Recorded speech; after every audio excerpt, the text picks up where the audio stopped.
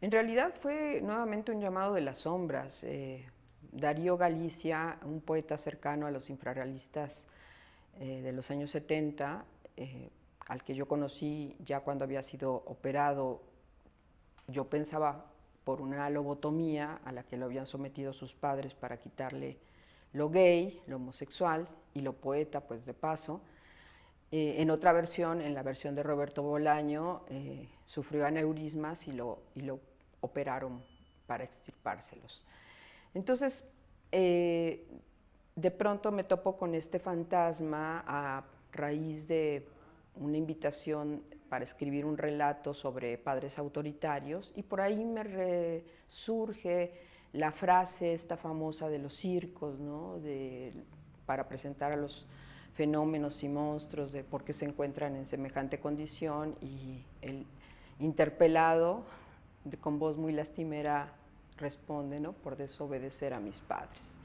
Y eso me llevó también a recordar a la historia de Darío con la lobotomía a cuestas, con esa leyenda negra terrible, que yo sí me la creía porque en los años 80 yo había escuchado y había sabido de casos de gente a la que sometían a esa práctica bárbara, no solamente para corregirle de pronto una cuestión de inclinación sexual, sino también de ideas políticas, de comportamiento social.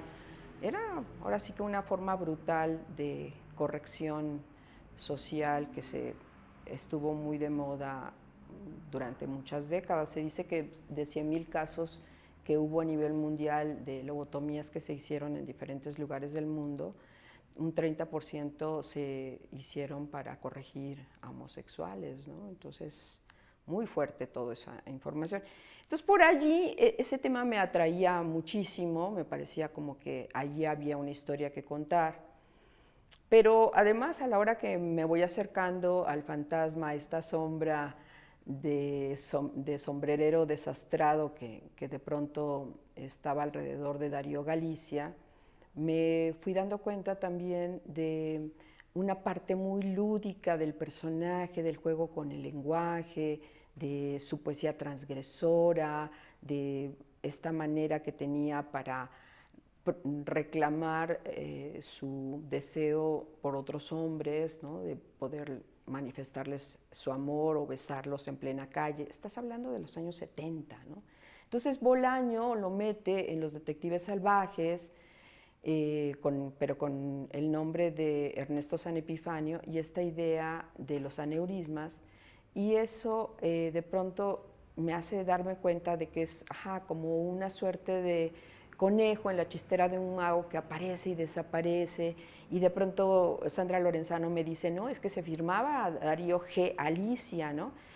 Y yo me quedo así maravillada porque allí descubro que como buen fanático de Lewis Carroll, de pronto hay correspondencias en su obra con este juego fantástico, delirante, y por ahí me va dando pistas para seguirlo.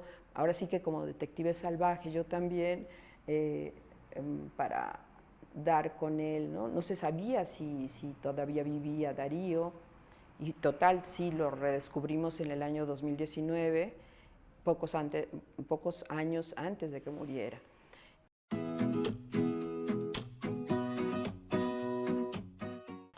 Mira, es una superapuesta literaria porque, como bien señalas, es una suerte de caja de sorpresas, es un artefacto literario, es una novela que echa mano de todos los recursos posibles, la crónica, el testimonio, el collage, hasta diseño tipográfico a la manera del cuento corto de cola de ratón de Carroll, las orlas tipográficas estilo Nouveau para hacer esta idea del marco del espejo, que son los saltos de la realidad a la fantasía que hago que dé Galicia en esta parte donde, bueno, ya su historia fue terrible, pero también de alguna manera buscar rescatarlo desde este lado lúdico, creativo, y por allí de pronto entonces descubro que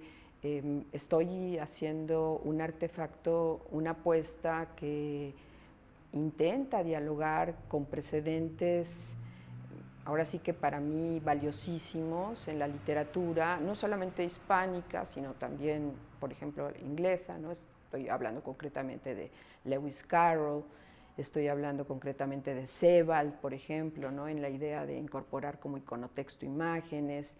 Y como un poco señalabas hace un momento, es una novela también de algún modo, una novela multimedia, ¿no? Recurre como a muchas posibilidades, pero esa es la maravilla de la novela, que es un género proteico.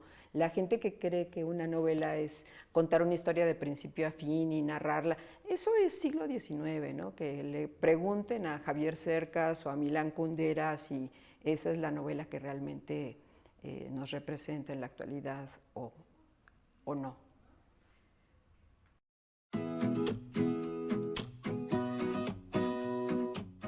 Mira, un lugar preferencial, así de tributo, de adoración, es Virginia Woolf y Las olas en particular.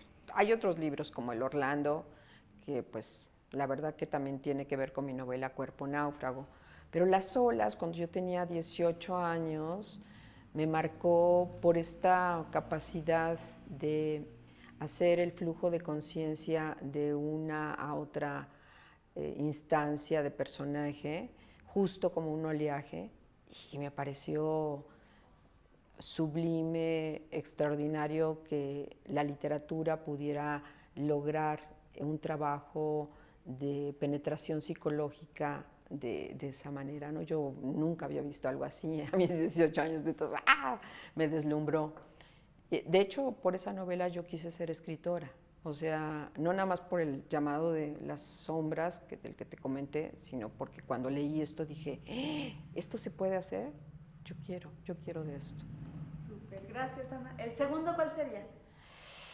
Fíjate que Los recuerdos del porvenir de Elena Garro, porque estuvo detrás de la confección de mi primera novela, de Los deseos y su sombra. Yo no tenía historia todavía, leí la novela de Elena Garro y de pronto este personaje que es el pueblo eh, que se convierte como en narrador de la historia, el pueblo de Ixtepec, para contar toda la historia de la traición que se da en esa novela, de pronto me hizo girar la cabeza y pensar en un personaje que de algún modo fuera fantástico y a la vez diera saltos a la realidad, y por allí entonces se me ocurrió mi personaje que es invisible, que desea desaparecer y que pues ahora sí que se le cumple el deseo y se vuelve invisible en plena Ciudad de México. Entonces, pues es una novela a la que le debo mucho, ¿no? A Los recuerdos del porvenir de Elena Garro. Bien, gracias. ¿El tercero? Híjole, Memorias de Adriano. Digo, híjole, porque de pronto otra escritora, Marguerite Yourcenar, ¿no?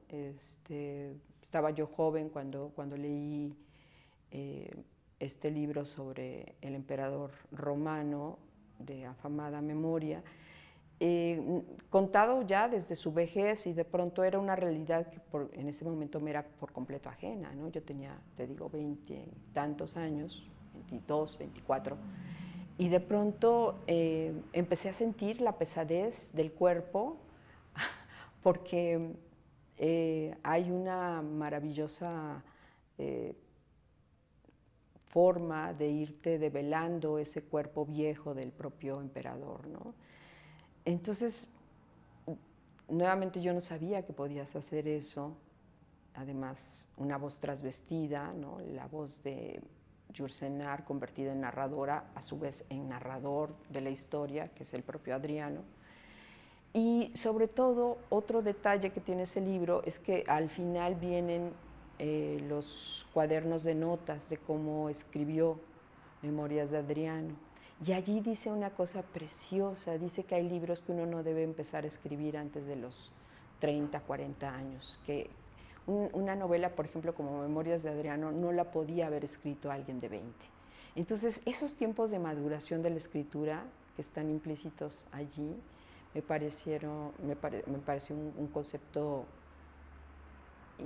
valioso, porque de pronto la urgencia de nuestros días por publicar y publicar las novedades, todo el asunto en el que estamos metidos, ¿no?